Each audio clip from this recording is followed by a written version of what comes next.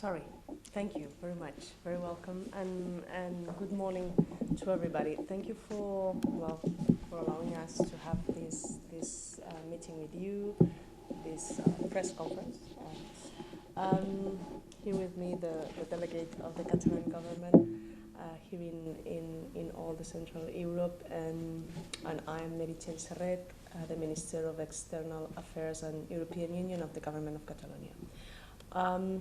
We are very glad to be here in Slovenia. We have had 2 days, short and very intensive trip here in this country. And we have, first of all, to thank the very welcome we have received from all the institutions and all the people we have been able to meet during these days. In the very first hand, we were very glad and happy to have a meeting with the Minister of Justice, Madame Pipan, and we were able to talk about different issues and perspectives, and mainly on how we can strengthen this exchange of good practices and learning how to improve policies regarding all the, on one hand, all the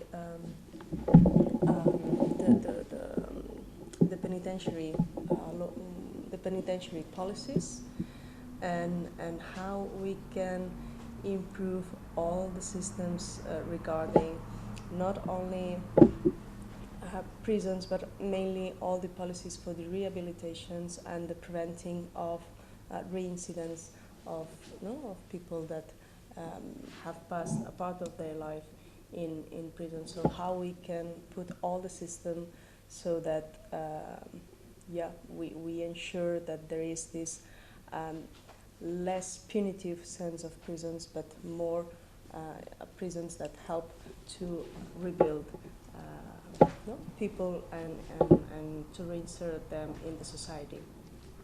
This is one main field that we agreed that it would be good to share experiences and learn from the different experiences. And another one main issue was also the democratic memory.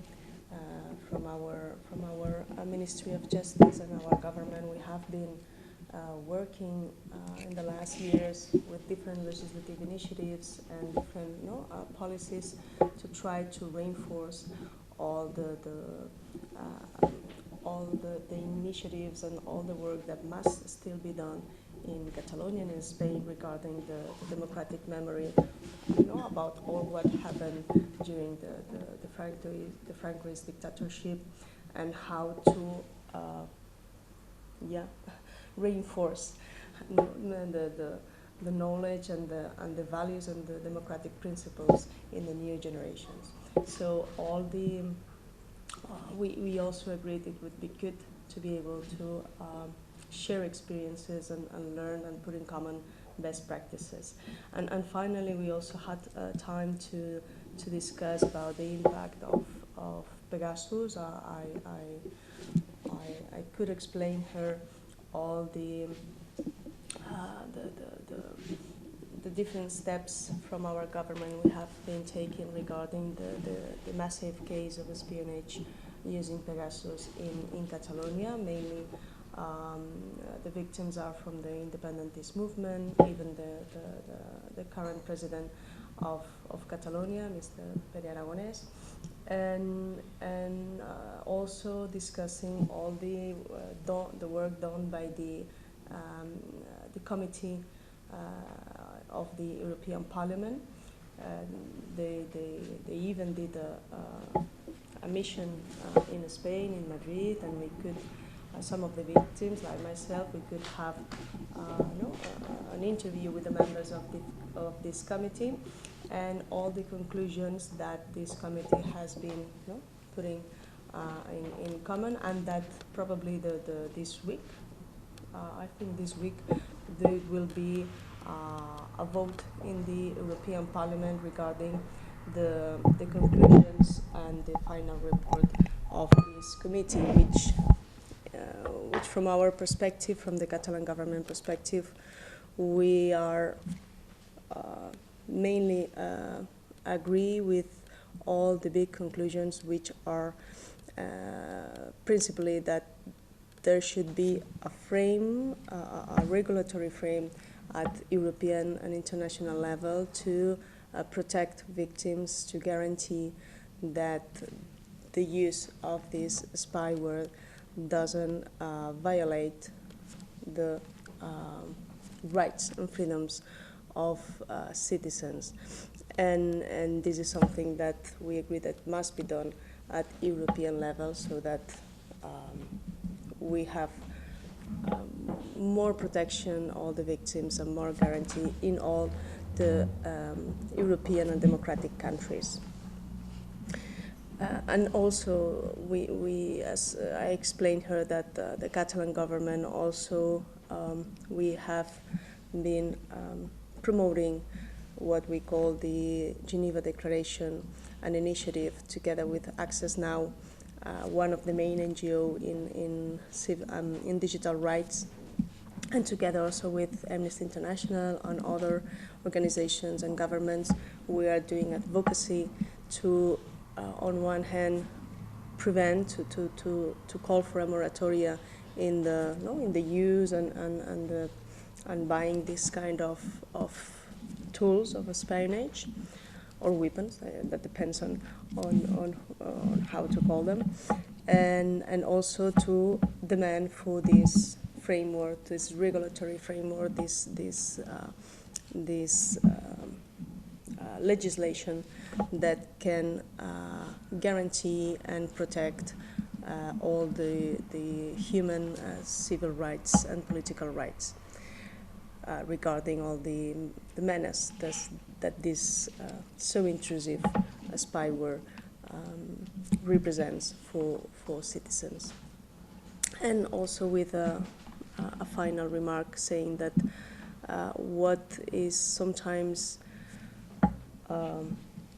used by states to justify the use of this kind of espionage, that like the Minister of Defense, of Spanish Minister of Defense said, no, the national security or the defense and security, this cannot be an argument that can justify the violation of human rights. So there must be some lines, and there must be guarantees for citizens. So we could explain her this, all this context, and also share her the initiative of the European Parliament that will be voted this week. Yesterday we could have also interesting meetings, also on one hand with in the Parliament, with the political group of Levica,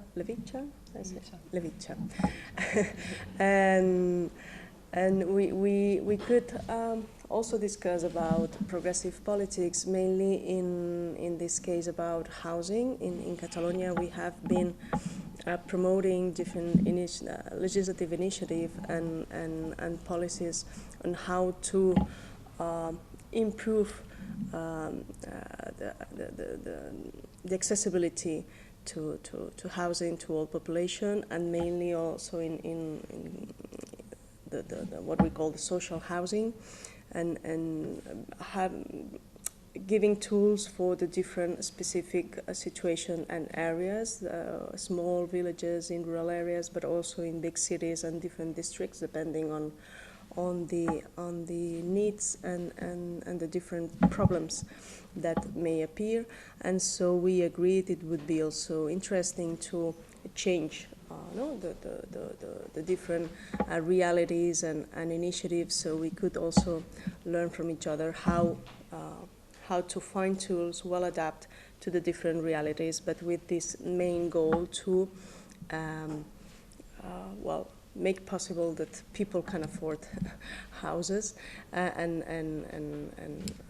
maybe in property or maybe in renting, and that we can ensure that what has been happening in places like, for example, some districts of Barcelona or other parts of Catalonia, that due to tourism or other interests and speculating situations, people and also local economical activity has been expelled from the center and of some districts, and that is a dynamic that always ends by empowering, no, and creating poverty in the area. So we decided that it could be very positive to have this change of information, a change of points of views and possibilities to improve the policies on housing. And also we had a nice meeting with the Deputy Mayor of Ljubljana. We felt very welcome in the City Hall, and we also could change how we can maybe improve the bilateral relations between Barcelona and Ljubljana, and mainly with the common goals that we are facing and the different policies we are trying to put in place regarding mobility and quality of air, for example. And I have to say that I felt very honored, and it was a very interesting meeting with the former president, Mr. Kuchen, and also the former Minister of External Action, Ivo Weigel, and we could have a nice chat, talking about, of course, the political situation, the political evolution in Catalonia, in Spain, also in Europe. So we could, I have to admit that I had a very pleasant and constructive conversation with both of them.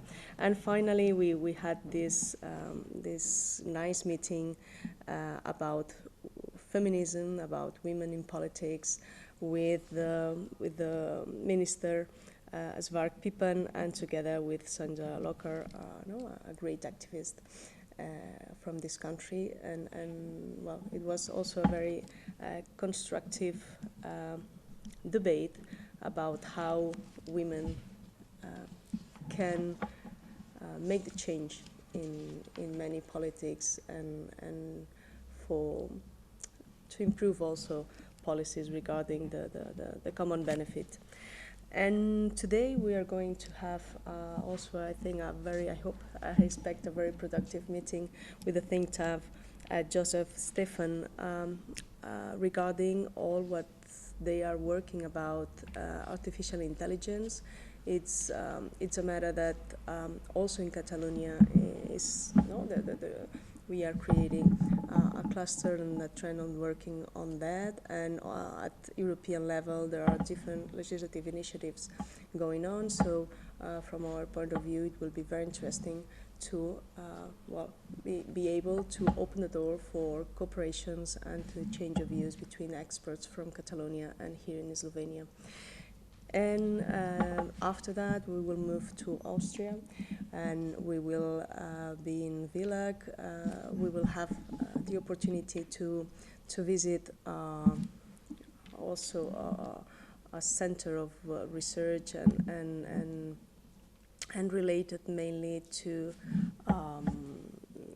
microchips and all what is related to from our perspective, the European policy on this digital sovereignty at European level. So how we can also share initiatives in Catalonia. We have big investments also on a cluster regarding the European chip. So we have a supercomputing center. So how we can also exchange initiatives and cooperations. And after there will be a cultural event at the Folk with the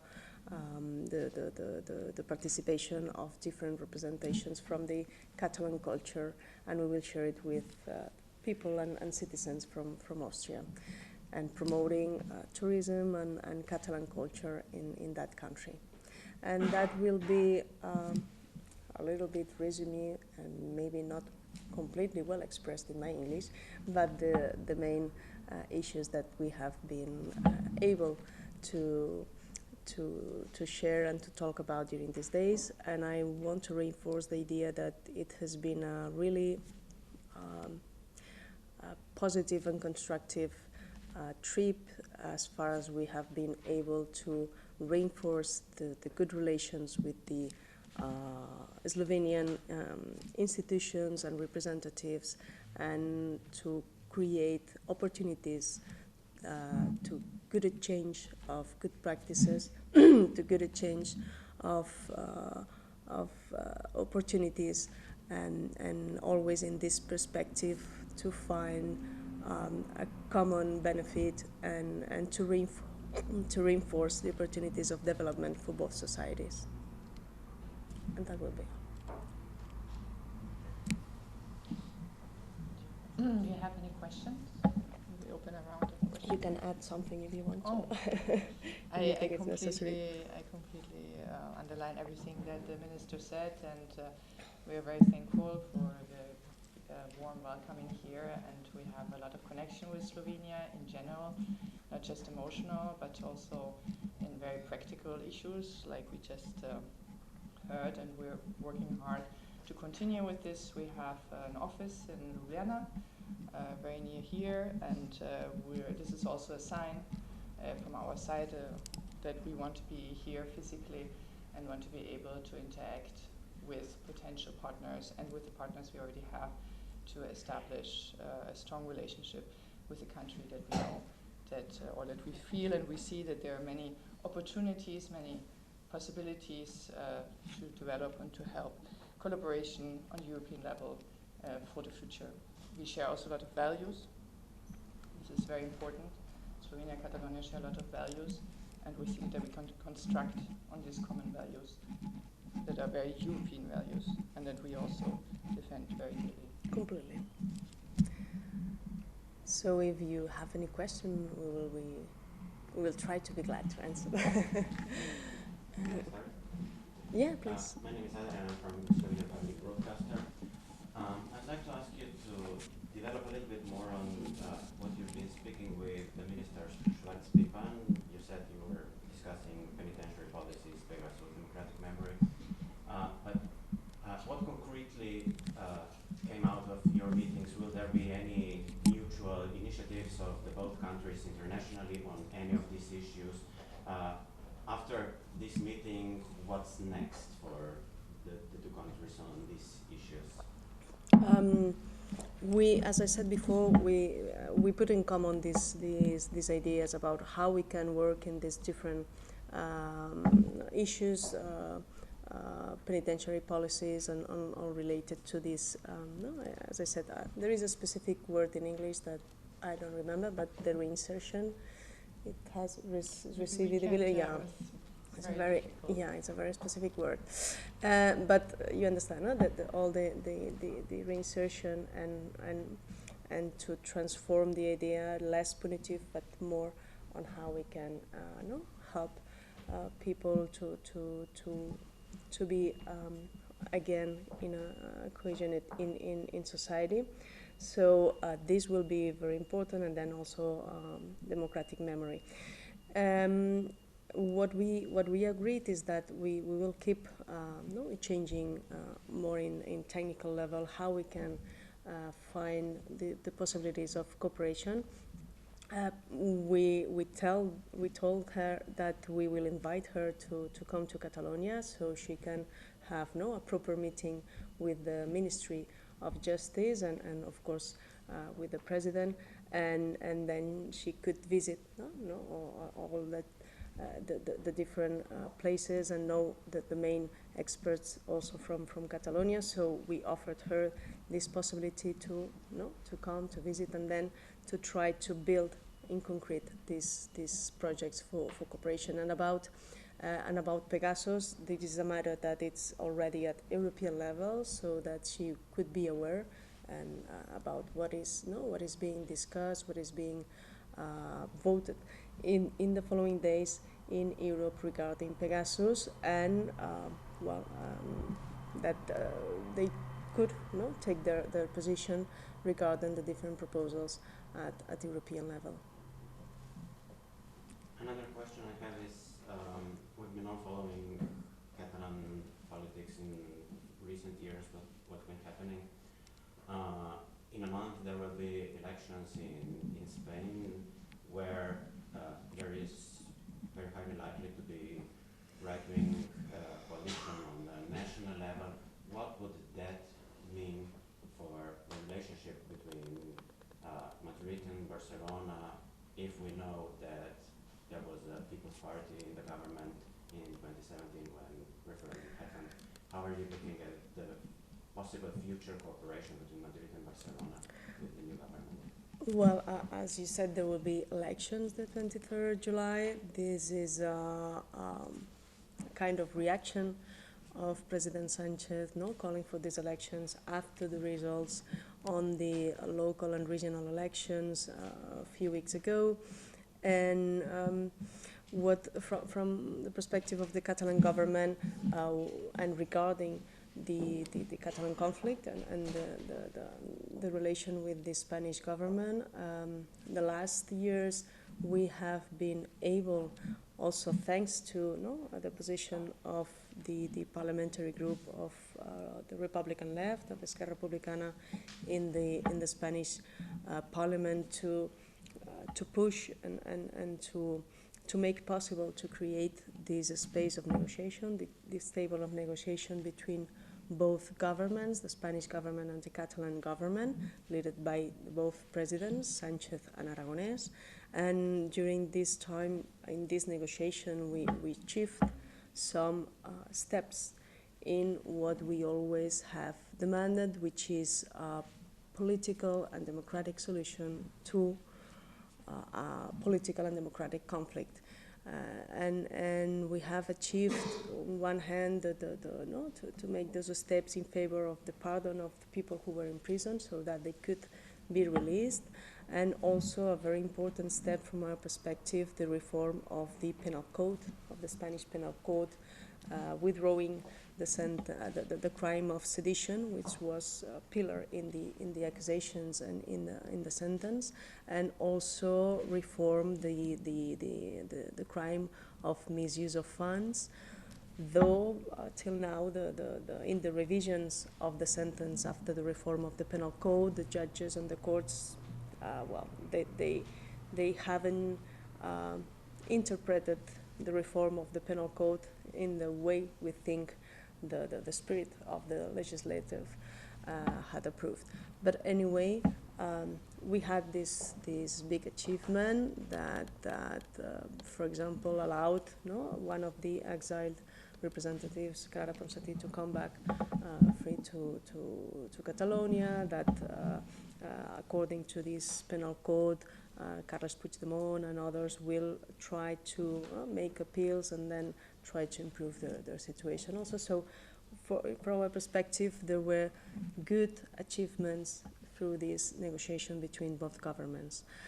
Our position is that from the perspective and the position of the Catalan government is going to be always coherent with these values and this will to solve politically, democratically, and peacefully the Catalan conflict. So there will be always a will to keep on working in this negotiation to make more steps to find this political solution. From our perspective, always on one hand, ending all the judiciary repression against the independentist movement. There are still many cases in the courts. Some of them could end also in prison again. So to end all this judiciary repression against the independentist movement, and also to find this political solution, which is, from our perspective, a vote, a referendum or whatever, but a vote, because there is a consistent majority of Catalan society, according to all the surveys, of more or less 80% of population, very transversal in the ideologies, voters of independentist parties, but also 70% or 60 and almost 70% of voters from Socialist Party, voters from Ciudadanos or PP, 30-20%. So it's very transversal. The will of the Catalan people for a solution, no democratic solution through a vote. We will see which is the result of the next general elections. By the moment, our main goal is to mobilize all the voters, to mobilize all the Democrats and from our party, all the independentist voters, so that we can prevent that the extreme right has a chance to enter in the next Spanish government. But as you said, well, there is uncertainty about that. So we will see after the elections which is the result, and according to result, also then we will have to ask to the next Spanish government which is their position, what are they going to do, or which will be their strategy regarding the Catalan conflict. From our part, we will keep demanding these currents about negotiation for a political and democratic solution. Yes, back from Radio Slovenia. Okay, talked about climate change issues, and is there anything that Slovenia could learn from Catalonia? We talk a little bit in different moments, but we didn't have a chance to have a conversation with specifically about climate change. But of course, it's something that we are very open to do, because nowadays in Catalonia we are suffering the impact of the climate change very severely. We have an extreme drought, and this is something that is structural, so it's not going to end this year. And the impact of this, this drought, that means that the change on climate and on ecosystems, and on the necessary change on the water supply. So this is going to have a deep impact on our economy, on the different economy sectors, principally the primary sector, farming, agriculture, forestry. So we need to, and we are already acting as government. For 1.5 years, we have been planning and trying to anticipate the impact and the management of water, being more efficient, doing more investments on, for example, desalinization, regeneration, reuse, and also investments in all the network of for water to prevent leakings. So, and also anticipating with all the main stakeholders of water, not only primary sector, industry, tourism, local administrations, for municipalities, so that we can organize and try to save as much water as possible, because we cannot. We have to be aware that could come the day then we have to have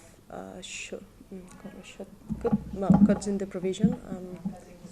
Yes, cutting the supplies, because the reservoirs are getting low and low. And this is why we, during the last months, and we have been also acting very intensively at European level, pushing for an initiative, what we call the Mediterranean macro region, and this is an initiative that is shared with other partners in the frame of a network, the regional network CRPM, the Conference for Peripheral and Maritime Regions, or Peripheric. And we are leading this initiative together with Region Sud from France. And the main aim is to try to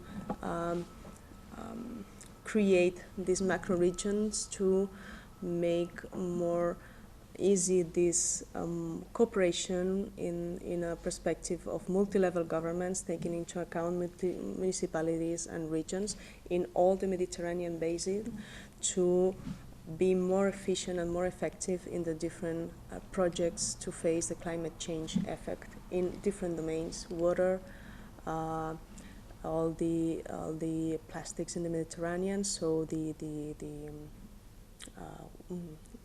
waste residues, waste management, energy, maybe also all the energetic transition. So there are many different issues regarding climate change that locally, but also at European and Mediterranean perspective, we are trying to push for. And of course, this is an issue that we can share also with the Slovenian society and authorities, and join efforts. You mentioned you were talking about democratic memory. Yes. And we learn from each other. Slovenia and vice versa. In both countries have still many problems. Well, I think that we can learn a lot, as far as we, as you said, still have many problems in this topic. So from our perspective, I don't know, so I cannot say anything about the Slovenian situation. But in Catalonia, I mean, we still have to do many steps. We have been working hard in the last years, as I said, to make this recognition of what meant the Francoism, to try to reinforce all the works to research dead people, and all the different common graves that are still pending to be identified. And so ever, we put in place a plan for D&I, identifying research, trying to help familiars that are searching for their relatives, and then create a bank of DNA, so that every time, as much as we are finding people, then we can match and try to return the remains to the relatives. But there is a background reality that we cannot ignore, is that in Spain the Francoism hasn't yet been considered as a crime, as a hero, as an error, so we need to condemn properly Francoism, so that then we can, together with all this work to try to restore dignity to all the victims of the civil war, also to make clear that there was a democratic government, the Republican government, and that there was the aggression from the military, and then the dictatorship that abolished the democracy and freedoms.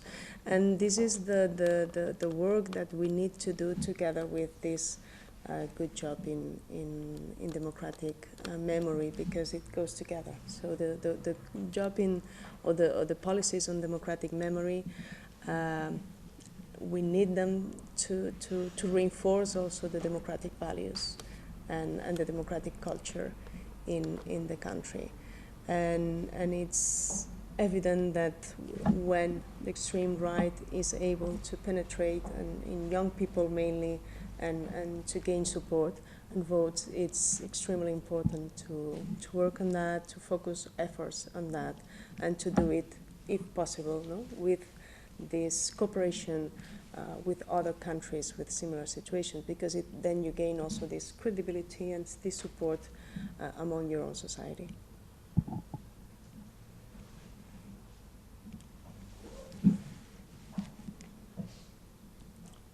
Any more questions? Wow. And then thank you very much for your time. Thank you.